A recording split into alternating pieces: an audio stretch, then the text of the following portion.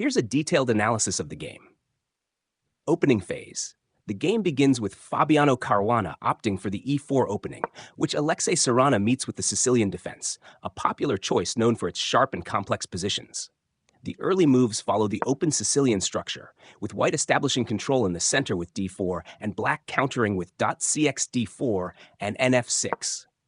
Caruana's nc3 and nb3 signal a flexible approach, keeping options open for central or kingside play.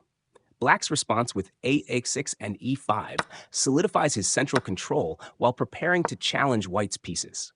Caruana develops his pieces harmoniously, but the early move qd3 is a bit unconventional, potentially signaling a creative or experimental approach.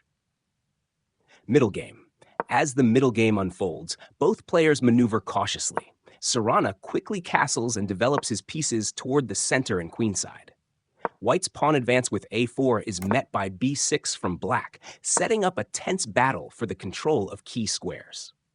A crucial moment occurs when Caruana develops his queen to e2, and Serrana responds with nc5, attacking the queen and exerting pressure on the d3 pawn.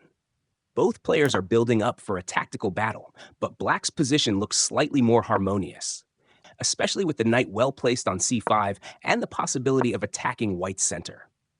The exchanges begin with h3 and ne6, signaling a slow buildup to the main confrontation. White tries to activate his rooks by doubling on the d-file, but Serrana is prepared, continuing with g6 and h5, starting a pawn storm on the king side. This pawn storm is crucial as it provides black with the initiative. The critical moment. As the tension builds, Caruana's retreat with nf1 seems passive and allows Serrana to further solidify his grip with bf8 and bh6, targeting white's kingside. The exchange on h6 and the subsequent capture of the central pawn with nd4 turn the game in black's favor. At this point, Caruana faces a critical decision and opts for qe3+, but Serrana's king remains safe after kg7. The central control and activity of Serrana's pieces, especially the knights, give him a significant advantage. Endgame. The game transitions into the endgame, with Serrana firmly in control. The key moment comes when Caruana's queen is forced to retreat, and black's knight jumps into the fray with Duk ng4, creating threats all around white's camp. Caruana's position begins to crumble as Serrana orchestrates his attack with precision.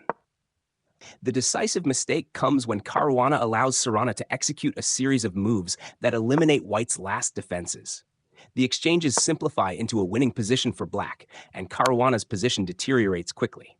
Serrana's precise play with moves like b5 and qd4 forces Caruana into a hopeless situation. Final blows. Serrana's endgame technique is impeccable as he exploits his material and positional advantage to its full extent. The final moves see Caruana's position collapse under the relentless pressure, with Serrana finishing the game with pawn ng4 and exf4, leading to an inevitable checkmate or overwhelming material loss for white. The twist at the end of the video is so good that you don't want to miss it. Serrana's victory is not just about outplaying his opponent. It's about seizing every opportunity and converting even the slightest advantage into a decisive win. Conclusion. This game is a brilliant example of how small strategic advantages can snowball into a dominant position, especially in high-level play. Serrana's calm and calculated approach, particularly his handling of the middle game and transition into the endgame, demonstrates his deep understanding of the game. Caruana, despite his strong opening, was unable to withstand the pressure, and Serrana's precise execution secured a well-deserved victory.